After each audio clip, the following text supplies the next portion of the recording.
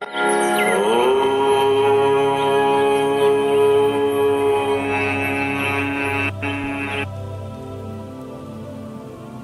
धरती का एक ही लेखा, जो बाहर देखा वही भीतर देखा। जय गुरुदेव। भीतर खजाना भरा पड़ा है, हमारे ही अंदर खजाना भरा पड़ा है। जी हाँ बंधुओं, हमारे गुरुदेव की प्रेरणा से और संतों और ग्रंथों का जो अनुभव है वही आज हम आपको बताने का प्रयास करेंगे।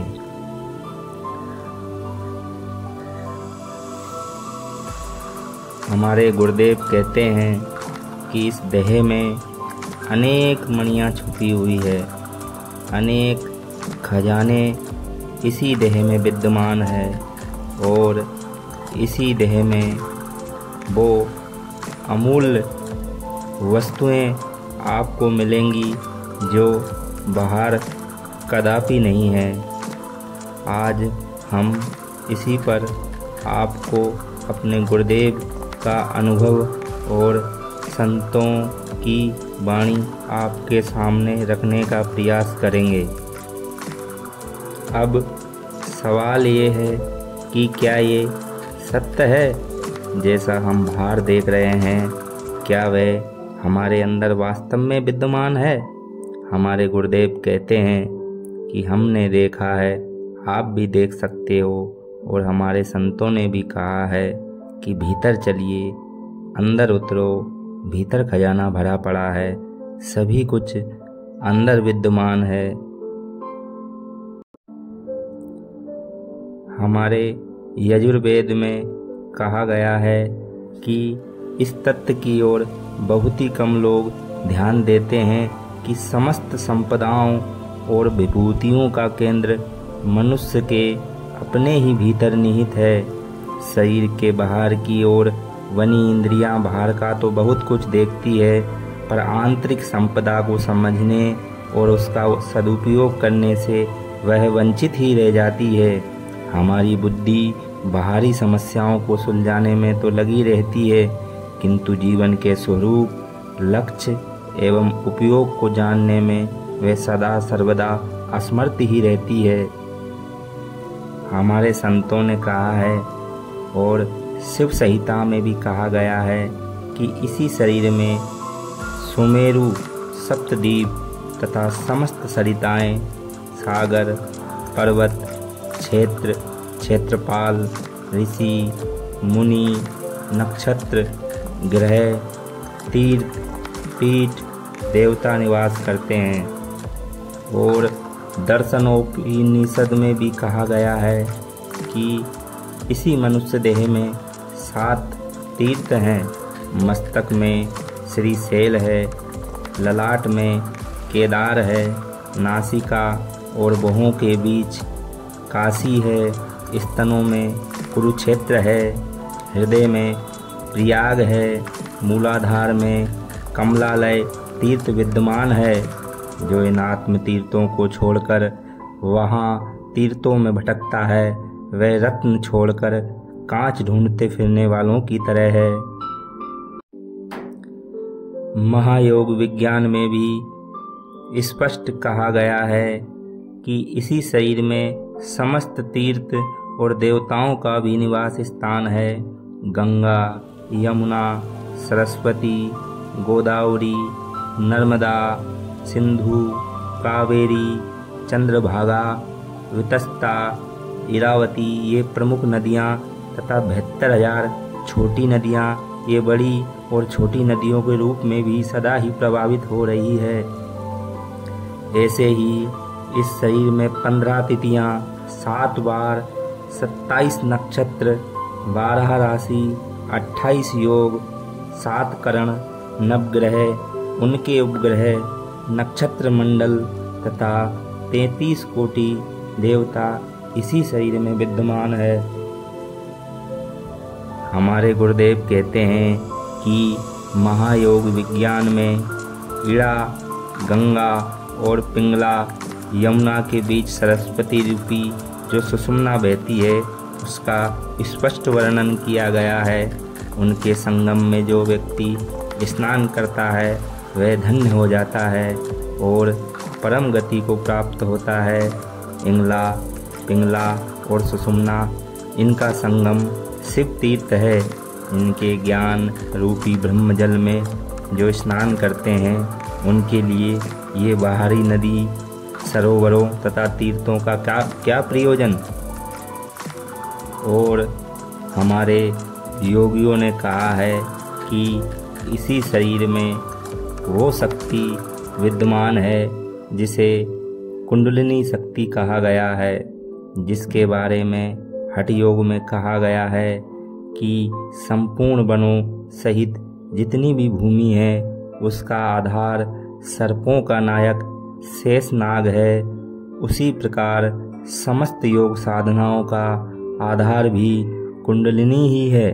जब गुरु की कृपा हो जाए तो ये सोई हुई कुंडली जागती है, तब संपूर्ण षट चक्र और ग्रंथियाँ खुल जाती है और उसी समय प्राण की शून्य पदवी राजपद के समान हो जाती है।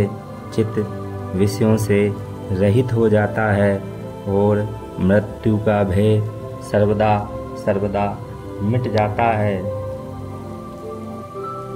हमारे गुरुदेव कहते हैं कि अगर कुंडलिनी शक्ति को जागृत कर लिया जाए तो वह सभी शक्तियाँ और विद्या और अंत में मुक्ति प्रदान करने का साधन होती है।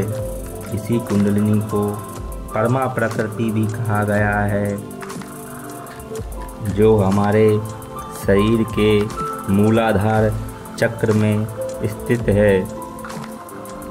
योगियों के हृदय देश में वे हमेशा ही नृत्य करती रहती है। यही सर्वदा प्रस्फुटित होने वाली विद्युत रूप महाशक्ति सब प्राणियों का आधार है।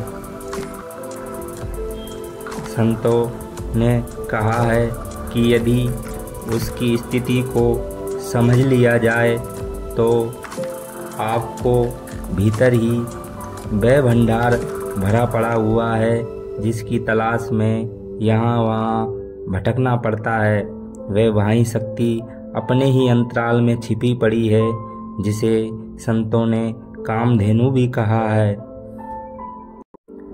कुंडलिनी शक्ति का स्थान कहाँ पर है, इसके बारे में संतों ने कहा है कि मलमूत्र छिद्रों के मध्य मूलाधार चक्र में कुंडलिनी का निवास माना गया है। उसे प्रचंड शक्ति स्वरूप समझना चाहिए। ये विद्युतीय प्रकृति की है। ध्यान से वह कौनती बिजली के समान प्रकाशवान दृष्टिगोचर होती है। उसका स्वरूप प्रसुप्त सर्पिणी के समान कुंडलाकार है। घेरंड संहिता में कुंडलिनी के संबंध में कहा गया है कि मूलाधार चक्र में सर्पिणी आकार की कुंडलिनी शक्ति है, जो दीपक की लो जैसी दीप्तिमान है।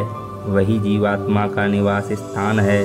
हे चंड, जिसकी कुंडलिनी शक्ति जागृत हो जाए उसे बड़ा ही भाग्यशाली मानना चाहिए।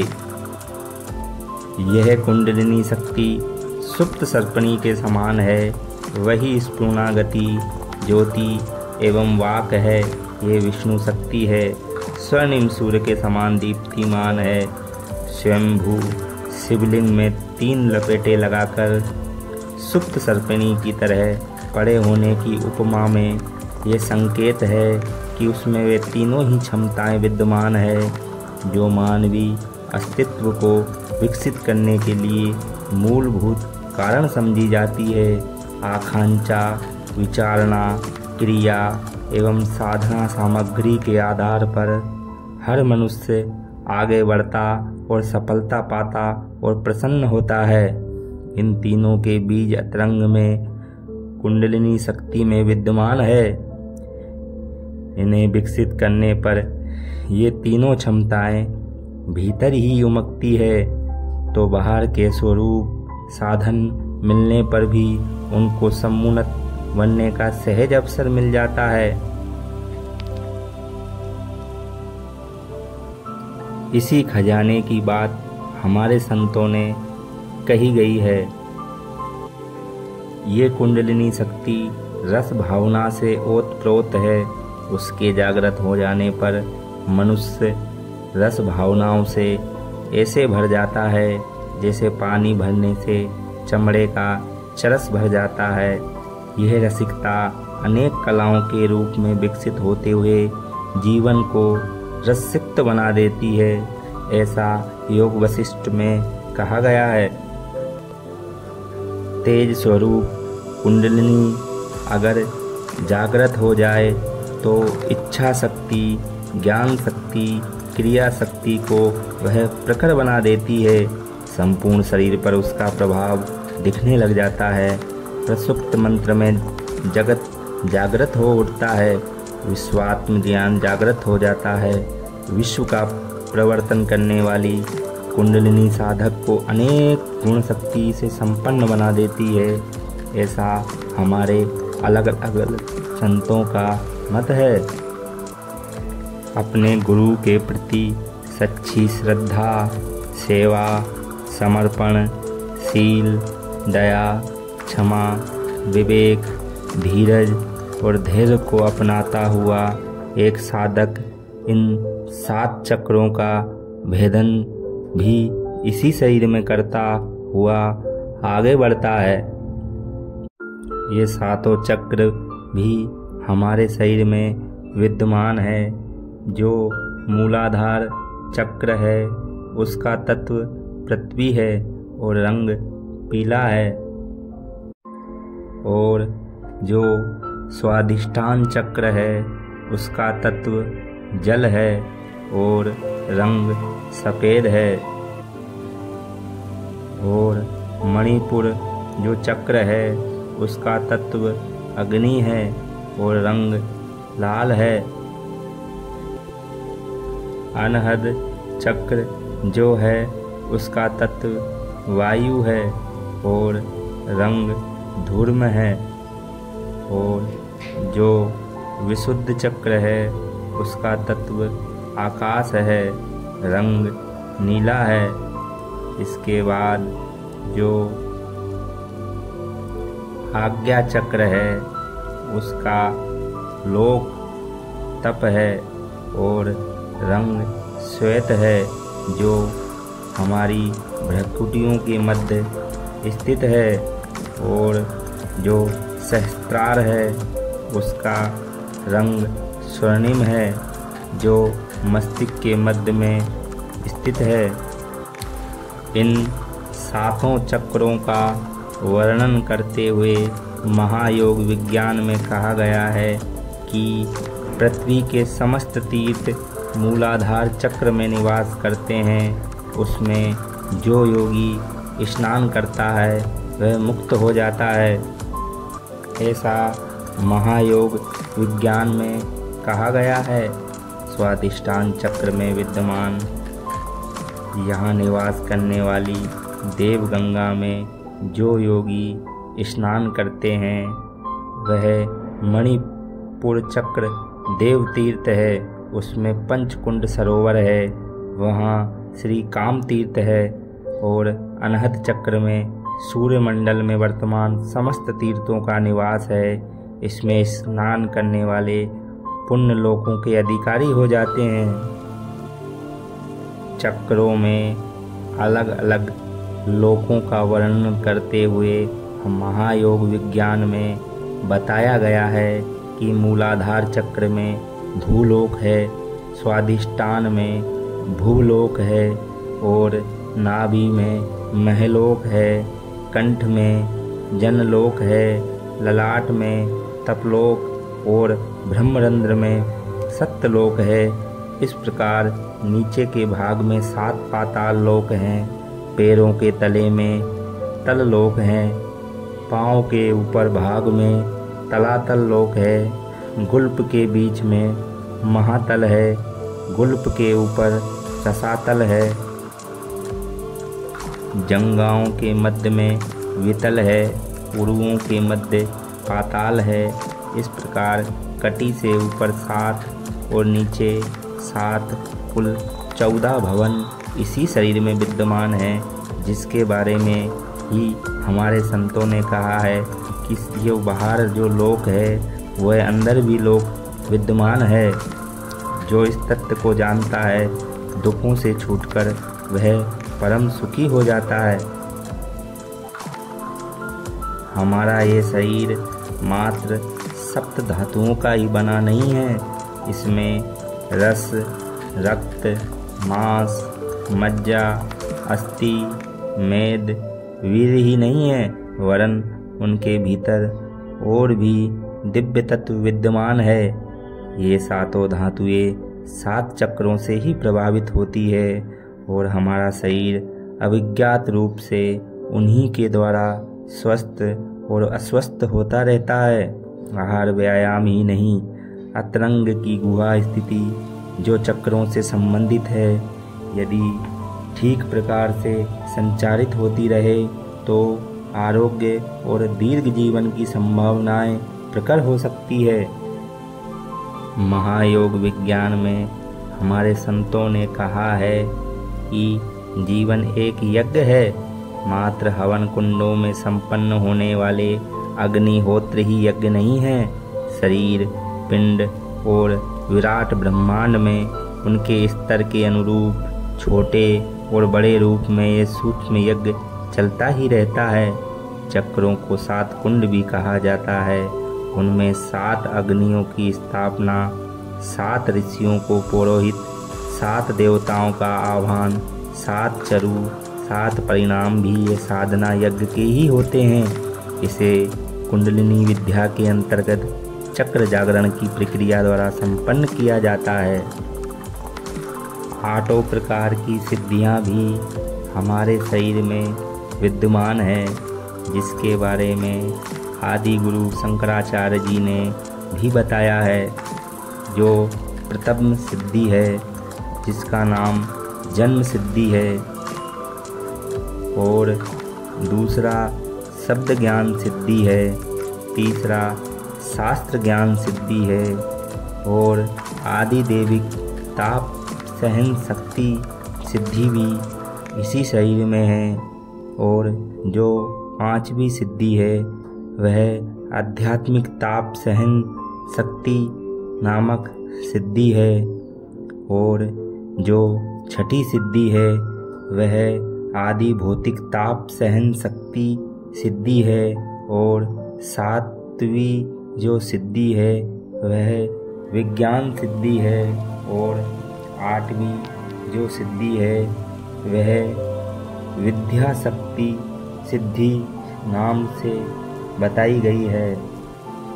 जो जन्म सिद्धि है उसके बारे में कहा गया है कि इसका अर्थ है पूर्व जन्मों की स्थिति का आभास हो जाना, पूर्व जन्मों के संबंधियों के प्रति सहज आकर्षण तथा उनके और अपने पूर्व संबंधों की जानकारी को जन्म सिद्धि कहा गया है। और जो शब्द सिद्धि है उसके बारे में कहा गया है कि ये शब्दों के साथ जुड़ी हुई भावना का आभास करा देती है। शब्दों की शक्ति बड़ी सीमित है और उससे कुछ न कुछ उल्टा सीधा अप्रासंगिक अर्थ भी निकल सकता है। कहने वाले की भावना का सही अनुमान वही लगा सकता है जिसका अंतःकरण पवित्र हो जाता है। और जो शास्त्र सिद्धि है उसका तात्पर्य है कि शास्त्रकार की मूल भावनाओं को समझना और ये जानना कि यह प्रतिपादन किस देश, काल, पात्र को ध्यान में रखकर किया गया है। कोई सिद्धांत या प्रतिपादन सार्वभौम या सर्वकालीन नहीं होता। यह शास्त्र वचन किस प्रकार प्रयुक्त करना चाहिए, यह सूक्ष्म ज्ञान होना ही सत्य की सिद्धि है। आदि देविक ताप सहन शक्ति का अर्थ है देवी प्रकोप अथवा प्रारब्ध जन्म योग के कारण आकस्मिक अनायास विपत्तियां उत्पन्न हो जाना, प्रियजनों के कारण विछोह आदि के अवसर उपस्थित हो जाने पर उन शोक संवेदनाओं का ध्येयपूर्वक सहन करना। और जो आध्यात्मिक ताप सहन शक्ति का है उसका तात्पर्य ये है कि काम, क्रोध, लोभ, मोह, मद, मत्सर, ईर्ष्या आदि उद्वेगों को नियंत्रण में रखना, इंद्रियों अमर्यादित योग को छूट न देना, मन को चंचल न होने देना, सतत अवरोध से भीतर जो संतोष उत्पन्न होता है उसको हंसते हुए ही टाल देना। और जो आदि भौतिक ताप सहन शक्ति है उसका अर्थ है कि सर्दी, गर्मी, भूख, प्यास, नींद, रोग, चोट आदि के शरीर कष्टों को समय पड़ने पर शांतिपूर्वक सह लेना और चित्त को अशांत व उद्विग्न न होने देना। और विज्ञान शक्ति का अर्थ है शुद्ध अंतःकरण, निर्मल चरित्र, संतुलित मन, सौम्य स्वभाव और हंसमुख प्रकृति, निरालस्यता, स्फूर्तिवान और नियम पालन की तत्परता, कर्तव्य पालन में प्रगाढ़ निष्ठा, उदार व्यवहार में संतोष।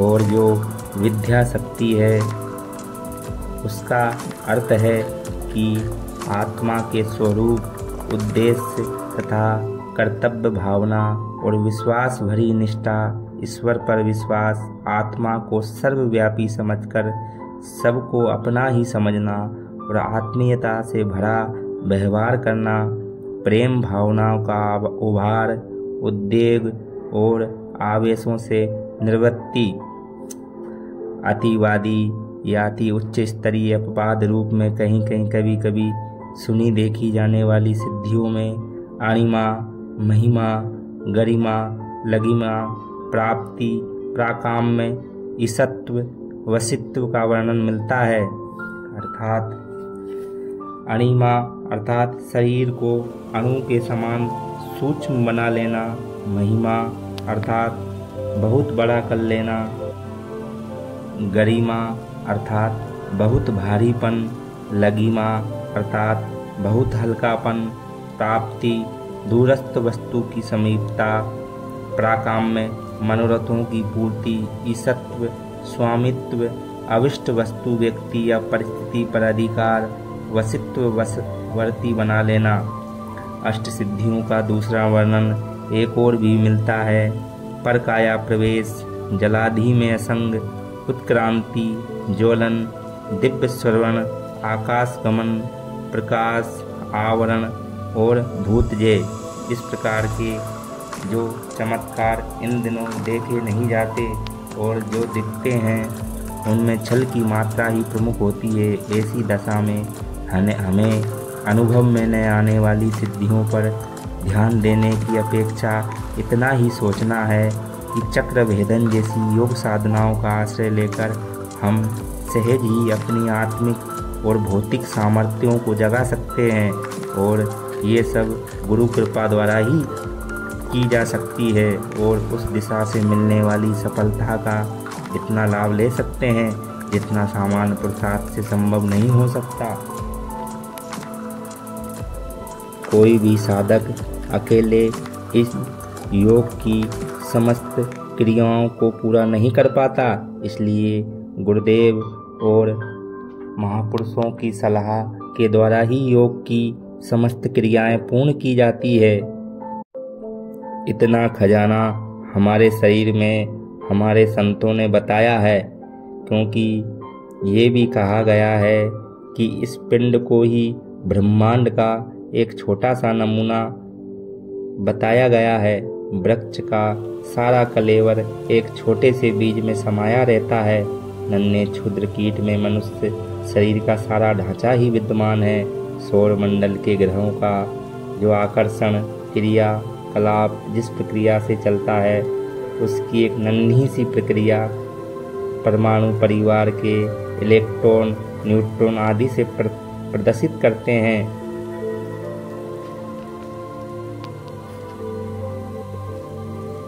इस पृथ्वी की समस्त विशेषताओं को भी हम अपनी इस छोटी सी देह में विद्यमान देख सकते हैं। जैसे जैसे साधक अपनी साधनाओं में आगे बढ़ता है तो सहज में ही गुरु कृपा से इनका स्वयं ही अनुभव करता है।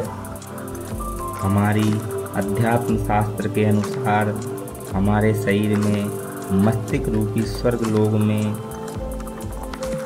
यूँ तो 33 कोटि देवता रहते हैं, पर उनमें से 5 मुख्य है जिन्हीं का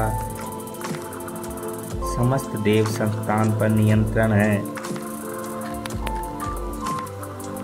इसी खजाने की बात हमारे योगियों ने और हमारे ग्रंथों में कहा गया है और हमारे गुरुदेव भी कहते हैं। हमारे शिव संहिता में भी कहा गया है कि सहस्त्रार चक्र को अमृत कलश कहा गया है। उसमें जो योगी सोम रस का पान करता है वह अमर हो जाता है। अर्थात इतना खजाना हमारे अंदर भरा पड़ा हुआ है। जब हम गुरु कृपा और श्रद्धा, सच्ची सेवा और समर्पण के साथ योग को साधते हुए आगे बढ़ते हैं तो ये समस्त खजाने का पता हमें गुरुदेव द्वारा सहज ही प्राप्त हो जाता है। इसलिए हमें सदैव सच्चे संतों का संग और सहज व्यवहार और शील, दया, क्षमा, विवेक, धीरज को अपनाते हुए सदैव ही गुरुदेव की वाणी का अनुसरण करना चाहिए और स्वयं को जानकर, आत्मज्ञान को जानकर योग में आगे बढ़ना चाहिए। ये